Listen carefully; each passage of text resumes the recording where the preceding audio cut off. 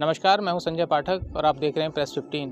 आज एक ऐसी खबर आपको रूबरू करा रहा हूं जिस खबर में आपको न्याय की एक उम्मीद, एक पिता अपने बेटे के लिए न्याय की उम्मीद के लिए गुहार लगा रहे हैं, लेकिन अब तक उन्हें न्याय नहीं मिल पाया है। दरअसल हल्द्वानी के ऊंचापुल क्षेत्र में रहने वाले एक युवक ने अपने भविष्य की खातिर अपने सपनों को आगे बढ़ाने के लिए कर्नाटक की एक यूनिवर्सिटी में बीटेक में दाखिला लिया था, लेकिन दुर्भाग्य से पिछले दिनों वहाँ रहस्यमय तरीके से उस बेटे की मृत्यु की खबर आती है। ऐसे में आप समझ सकते हैं कि जो घरवाले हैं उन पर क्या बीत रही होगी और वो लोग अब अपने बेटे के न्याय दिलाने के लिए लगातार प्रयास कर रहे हैं। आज हल्द्वानी में उस युवक के पिता विधायक सुमित देश के पास भी पहुँचे। उन्होंने उनसे गुहार लगाई कि जो कर्नाटक में कांग्रेस की सरकार है, वहाँ की जो पुलिस है वो उससे कहें, उससे ये अपने बेटे की किस तरीके से उनके बेटे ने अपनी वहाँ पर जान दी है, उसको लेकर वो विधायक से मिले हैं। क्या है पूरा मामला, मेरे साथ इस वक्त युवक के पिता मौजूद हैं। सर, स्वागत है आपका। मेरे बच्चे का नाम हर्षित कोटनाला है, 19 साल का है। उसने बेंगलोर में अलायंस यूनिवर्सिटी में पिछले साल दाखिला लिया था कंप्यूटर साइंस इंजीनियरिंग में, और वो 21 फरवरी से मिसिंग था, जिसको कि कॉलेज प्रशासन ने सीरियसली नहीं लिया। और हम जब वहाँ पहुँचे 23 फरवरी को, तब जाके थली पुलिस स्टेशन तमिलनाडु में कृष्णागिरी डिस्ट्रिक्ट में FIR लॉन्च हुई।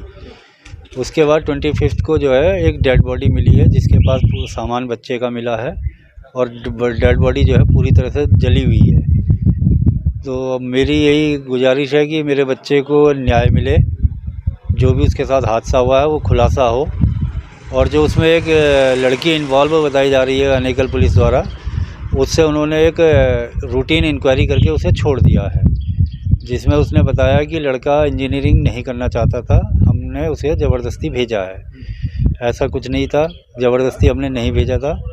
बच्चे ने खुद ही इंजीनियरिंग की तैयारी करी, 9 से वो कोडिंग सीख रहा था, खुद से सीख रहा था, खुद ही वो इंजीनियर बनना चाहता था। कॉलेज भी उसी ने सेलेक्ट किया, एडमिशन भी उसी ने किया, सब कुछ उसी ने किया।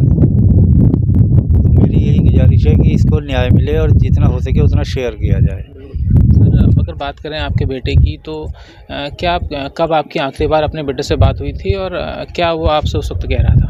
सर, उसकी रेगुलर बात होती थी अपनी मम्मी से रात 9 बजे। लास्ट उसकी जो बात हुई है वो 20 तारीख को हुई है, और उसमें भी उसने लगभग आधा घंटा बात की है, हंसते खेलते आराम से। कोई ऐसा नहीं था कि उसको कोई परेशानी है, कुछ है।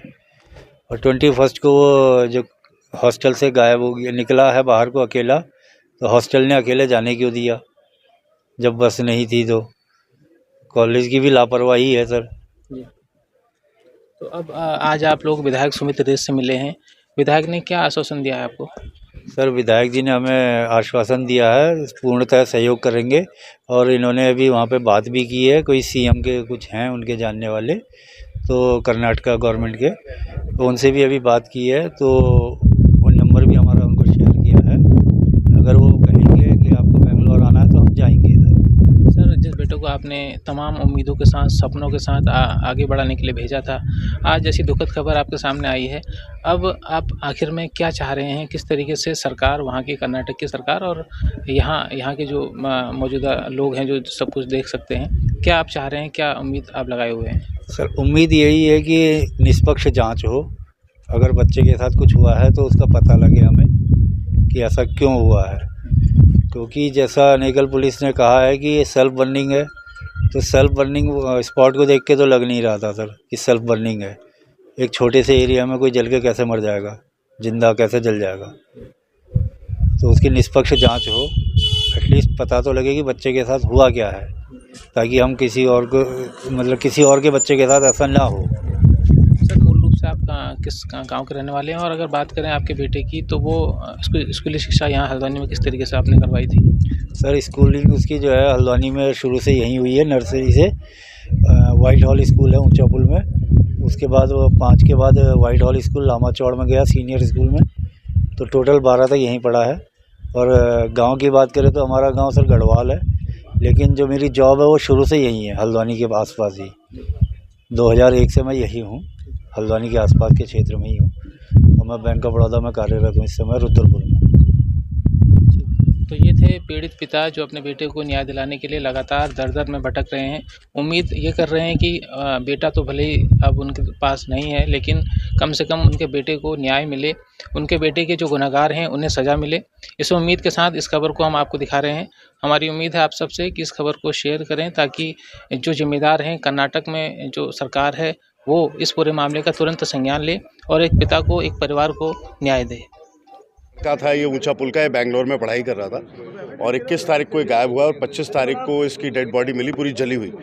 तो बड़ी संदिग्ध परिस्थितियां हैं। अभी मैंने कर्नाटका में जो डीके शिव कुमार जी के बड़े निकटतम करीबी लोग हैं उनको मैंने फ़ोन करा था, तो वो मीटिंग में 1 घंटे में मुझे कॉल बैक करने, मैं संपर्क करवा के वहाँ के जिला प्रशासन पुलिस जो भी होगी उससे इनकी मदद करवाऊँगा।